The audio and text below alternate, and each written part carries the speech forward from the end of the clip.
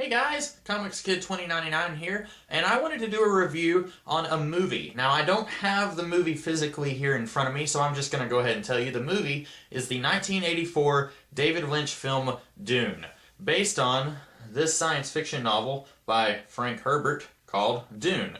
A little backstory before I get into the meat of this review. I read this book not too long ago. I probably finished reading it about a year ago, and then I started reading it about a year before that. So it took me a little more than a year to finish reading Dune, because it's a really ginormous book. Now, I've said before, I don't read a lot of novels in my spare time. I mostly read comics, or I watch TV shows, or I watch movies. And I'm not saying that one medium is more important or more, I don't know. I'm not saying that one is more important than the other. I just don't, personally, I don't have the, what's the word? I don't have the attention span to read novels like I do everything else. I can read more comic stuff than I can novels in the same amount of time. But when I do read novels, they're usually extremely huge, and I don't mess around when I do that. So this book, it took me a very long time to read it, and also because I was taking long breaks. Like, I would read, 30 pages, then I'd take like a month-long break where I was reading other stuff, and then I'd return to it. And then the other day, somebody on my Facebook was saying, they mentioned something, I know what it was. Kyle MacLachlan, who is in the movie Dune, he was announced to be in the Agents of S.H.I.E.L.D. TV show, which I don't watch Agents of S.H.I.E.L.D., and I mentioned something about, oh, it's Special Agent Dale Cooper from Twin Peaks, and then he was like, oh no, it's Paul Atreides from Dune. And then I said, I've never watched Dune. I read the book, but I never watched the movie, and I never watched any of the adaptations or read any of the sequels. And they were saying, go ahead and watch the movie. Well, I thought, you know what? I finished the book a long time ago. There is no reason for me to not watch this movie. I had heard a lot of people say that the movie was really rubbish. I wasn't going to let that immediately stop me from watching it. That, I will say, that was probably what had kept me from watching it for as long as it had, but I was still going to watch it and form my own opinion, because I like to do that sort of thing. So I watched the movie, and as you might can guess by the way that I've been tiptoeing around it this whole video, I didn't like it. I want to go ahead and see, this is going to be a comparison piece to this. What I do often, like whenever I reviewed the Hunger Games novel and the Hunger Games movie, I like to compare and contrast and say, what does the movie do that the book doesn't do, and vice versa? What does the book do that the movie doesn't do? And the big thing that you have to understand about Dune is that just the story itself is 489 pages for this printing. And then there's another like 100 pages of appendices and stuff like that, which I haven't read that stuff because I don't really find it to be very interesting. In fact, most of it, at least a good portion of it, is a glossary of terms, like the different words that Frank Herbert made up himself that you might be confused. Wait, what is a Fremen? And so then you go and look up in the back of the book, this is what a Fremen is, and it briefly explains. And then there's also some stuff, I guess, that's like, this is a later printing. I think this is from 1990, but the book itself was written in like 66, and apparently the first printing got some dates wrong of characters when they were born and stuff like that, and then the later printing, I believe, kind of revised some of those dates, so some of the extra material in the back of this book kind of covers that as well, explains why they revised it a little bit. But the big thing that you have to understand, with a story that is 489 pages long, they have as much time that they want to tell the kind of story that they want. And when I say they, I mean any novelist. If you are writing a novel that is any length at all, you can do the length however you want. You can write a 100-page short novel, or you can write a 1,000-page novel like Stephen King likes to do. You can write it however long you want, and you can pace it however long you want. There's a fly flying in front of my face. I hope you guys saw that and you don't think I'm just crazy. You can pace it however you want. Well, you can't really do that. You still kind of have to do rising action and falling action. If you do, half the book happens and nothing action heavy has happened, you're maybe going to risk losing your audience. So you have to kind of have these build-ups to, okay, something big is about to happen, and then something big happens, and then a lot of falling action where you're building up to the next big something big happens. But you can do it as long as you need to do it. And Frank Herbert, he takes a lot of time here. He takes, I'm about 50, 60 pages in the book right now. I guess I should mention that after watching the movie, I took away from it one thing, and that was that I wanted to go back and reread the book. So I've been rereading the book. But Frank Herbert, he has 489 pages to tell the kind of story that he wants to tell. In movies, the big difference between movies and books is that you don't have that kind of luxury. Traditionally, you have about 2 hours, 2.5 hours to tell the kind of story that you want to tell. There have been exceptions to the rule. Back in the 1960s, they were a lot less shy about telling these really long movies, like a 3 or 4 hour movie, like Ben-Hur or the Ten Commandments. You know, those movies were insanely long, and also there's a reason why people usually don't watch those movies a whole lot nowadays. Usually, they only want to watch something that's about 2 or 2.5 hours long. And that's because when you're sitting down and you're watching something, you don't want to spend 5 hours watching a movie. If you're going to spend that much time, you're going to want to split it up. You're going to want to watch 2 hours now and 2 hours later or something like that. With a book, even the shortest book, even a 100-page novel, usually someone is not just going to sit down and say, well, I'm going to knock out this book in an afternoon, and then they just read it cover to cover without taking any breaks. That's especially true for me. I do not just sit down and read a fourth of this book in one evening. It takes me several evenings to read a book. And so, because the book is so long and people are going to take such a long time to read it, they can have the luxury of stretching it out and making it be as long as they want it to be. With a movie, you do not have that luxury. And so, this movie was stuck between a rock and a hard place. You had two options. One, you could try and do the story of the novel in as faithful a way as possible, and you are going to miss a lot of the nuances that the book had the opportunity to do because it is taking its time telling that story, and you're also going to miss a lot of key scenes that fanboys of the novel are going to be mad that you didn't include those scenes. Now, I have said before, I don't really feel like an adaptation has to be a straight-up 100% perfect adaptation of the existing work. I've said before, if you have a really terrible Dune movie, which we do,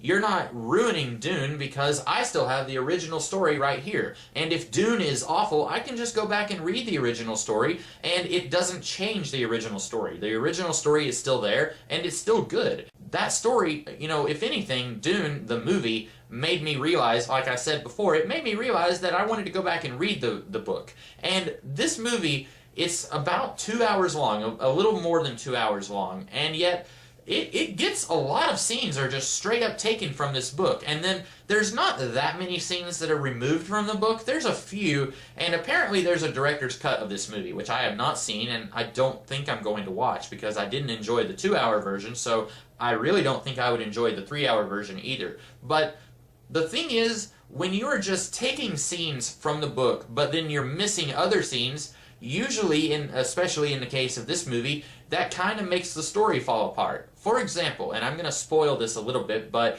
if you have no idea what Dune is about, then you're probably not going to have any idea what I'm talking about. So I'm not going to put my thumb up to indicate that I'm spoiling stuff, because if you don't know the story, then I feel like this isn't going to ruin the story in any way. In the book, Thufir Hawat, he eventually goes to work for the Harkonnens, and the way that they hold him in their employ is that they have poisoned him, and after he has been poisoned, they continually have to give him the antidote in order for him to continue living. And in the movie, they address that. They show it happening. Admittedly, it's done in a different way, in my opinion, a really dumb and weird way, and in the book, it's not done in that weird of a bizarre way, but in the book, they spend a lot more time with Thufir Hawat working with the Harkonnens after that scene. In the movie, they spend time saying, look, Thufir Hawat is now going to work for us. That's a win in our category.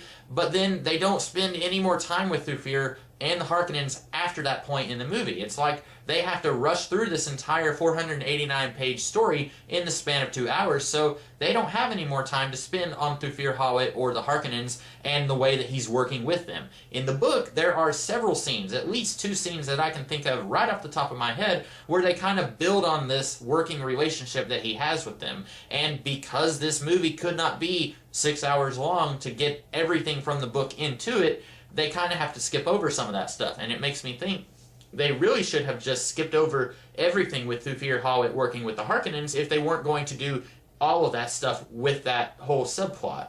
And there's another thing that I really hated about this movie. In a book, this is another difference between movies and books. In a book, you have the luxury of showing the character's inner thoughts. In fact, you can do that in comic books and comic strips. Really, you can do that in every media except for movies, and really TV shows, I guess. Now, sometimes you can have a movie that has a narrator and they are narrating stuff, but usually, for example, the first Spider-Man movie or Iron Man 3, where a character is narrating what's happening, you are not hearing the narrator throughout the entire story. It's usually you hear their voice in the first 30 seconds of the movie, and then you're just watching the events of their story without hearing the narrator speak, and then at the end of the movie, once again the narrator starts talking again. That's usually what they do, but in movies, when you want to show characters and they are reacting to something or they're talking with each other, you have to see their inner thoughts and their inner turmoil through their actions and through their interactions with other characters. You don't get to actually literally hear their thoughts. In David Lynch's Dune, he apparently missed the memo. And so there are key moments in this book where a character says one thing, but then they're thinking something else. And they are talking with other characters. So you might have Paul talking with somebody, and he wants to tell them something, but he doesn't. And instead he tells them something else. And that is a good way to develop the characters in a book. But in a movie, it really comes off as very forced and very stilted, because that is not how movies are made. And it really seems like David Lynch wanted to capture as much of the book as he could, but he does it in this really weird and awkward way, and he should have just found a better way to get across the character's thoughts and emotions without actually just having a character do a voiceover. And also, that hampers the actor. When the actor just has to sit there silently not do anything, and then later that actor goes in and they dub over that scene with the voiceover of whatever it is that they were thinking in the novel, that kind of hampers them and doesn't allow them to act to the full ability that they can. And that's a good segue right into the cast of this movie. If anything, I would say the best thing that David Lynch does is he is phenomenal at finding actors who are really good. This movie is a treasure trove of actors who at the time were not very popular, were not very well known, but later became hugely well known. Of course, there's Kyle MacLachlan, who later went on to star in Twin Peaks, and by the way, Twin Peaks, also co-created by David Lynch. There are like 3 or 4 characters in Dune who are played by actors who later went on to be in Twin Peaks. The lady who owns the logging company, not the log lady, but the lady who owns the company, her husband, I forgot his name, he's in Dune. He doesn't have any lines, but he's in like one scene. And then the guy who had the crazy wife who has the eye patch in Twin Peaks, he's in Dune. He plays Stilgar. And then, of course, Kyle MacLachlan, who played Agent Cooper in Twin Peaks, he's in this. And then Aaliyah, which would be Paul's sister, she was in Twin Peaks later on. Of course, she's like 3 or 4 here, and then she's like a little older, like 9 or 10 in Twin Peaks.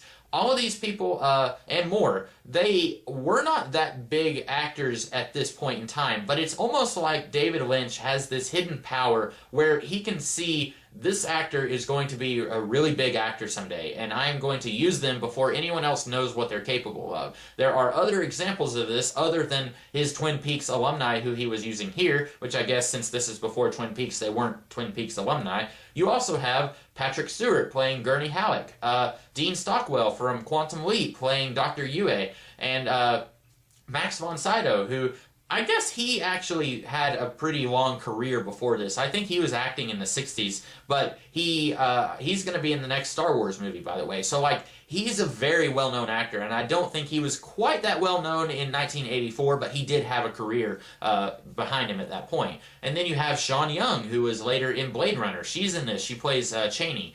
And then you also have a whole lot of actors, and I'm trying to think of Sting. Sting is in this. Of course, at the time, he was well-known. He was in The Police, the band. And then you've also got, there are so many others that I'm trying to remember right now that are pretty well-known actors, and at the time, they weren't that well-known, like Patrick Stewart and Dean Stockwell especially, and Sean Young. They were not that well-known at the time, but later on their careers just blew up, and I think more than being a director, I think that, what's his face, the director of this, oh wow, his name just completely, David Lynch. More than being a director, that guy needs to quit directing movies. He just needs to go and work for other directors and become a talent scout. Like, he needs to be the guy who goes and says, that is the person that you need to have star in this movie. It doesn't matter that he only has one acting role before him. He is going to be huge in 20 years. You really need to get on that right now. And that is like something that he really excels at in this movie. And he has a killer cast. It's not just that these guys are well-known actors, it's that they are really good actors. And I think they would have been really stellar if David Lynch had just done a better job of adapting this story. And how could he have done that? There are really two ways that I could have seen this happen. One, since this is such a really long story, he could have just taken the story, done everything in it, but done it across 2 movies. Now, this would not have been that unheard of at the time. The Godfather, those first 2 movies happened shortly after each other, and it's really just one long story spread across 2 movies. And then, of course, the third movie is like 10 or 15 years later. So you could have just done the story of the first Dune novel spread across 2 movies. And for me, I would have probably had everything from the point where Paul and Jessica join the Fremen. All of that would be the first movie. And then the second movie would be 3 years later, because in the book they kind of jump forward a few years where Paul and Jessica are more assimilated into the Fremen, and then the rest of your movie would be probably a lot more action heavy, where the first one would be a lot more political maneuvering and stuff, but then the second movie is a little bit more of a war movie where the Fremen are taking the fight to the Harkonnens and eventually the Emperor. And then you would be able to do a lot more of the story, and I feel like if you just get rid of all those thoughts that we're hearing characters think, but we're not actually seeing them speak these thoughts, if you get rid of all of that, David Lynch is pretty good at adapting this story. It's just that he doesn't have the option of adapting all of the story. And so it really comes across as being very forced and very choppy, because unless you've read the book, you're probably not going to have any idea what's going on. It's not a very good story. Like, for example, if you've never read the book, the character of Chani just kind of comes out of nowhere, and then just as soon as she's introduced into the movie, you don't see her again. And she's much more of a character in the book. But then, if you haven't read the book, then I'm sorry, you're out of luck. You're not really going to know who that is. And the same with Princess Irulan. She's a lot more of a presence in the book, even though she has about as much screen time in the book as she does in the movie. You kind of get this long build-up to who this character is. Even though she doesn't have a lot to do in the book, and she has about as much to do in the movie, you don't get a sense of who she is in the movie. I do get a sense of who she is in the book. And like I said, that's really, you could have done it as 2 movies, or you could have done it as a TV miniseries, which, again, around this time, Roots, starring LeVar Burton, that was a TV miniseries, and it was huge. People loved it. And that's a thing that's kind of happened since then. Some really good examples would be The Stand, Stephen King's The Stand. That was a TV miniseries that's like 4 hours long in total. You could have done something like that. Now, the budget would have been a problem, but then again, even as a big budget blockbuster movie, the budget was still a problem. It looks ridiculous in places, but the budget would have been a problem if you were doing it for TV as a nightly miniseries that comes on 3 or 4 nights, but I think you would have been able to have gotten across a lot more of the story if you were doing it across more of a span of time than you were in 2 hours. Like I said, this movie did get me more interested in rereading the book, and I think if you have read the book before and you watch this movie, it's a really good way to refresh your memory. You're going to remember a lot of the stuff that you loved about the book. But if you haven't read the book, this movie is going to be a jumbled mess. And even if you have read the book, it still is a jumbled mess, because it's not a good movie, regardless of if you've seen the book, read the book or not. It's not a good movie. It's just that if you have read this book, then it comes across a little better because you already know what's going on, and this is just kind of hitting the high points for you. This was a really long review. I did not mean to talk as long as I did about this movie, but I had a lot to say. So I hope that you guys enjoyed this review, and I will be back tomorrow, not with a review, but with kind of a topic rant video. So I will see you guys then, and until then, hope you guys have a great rest of the day. Catch you later.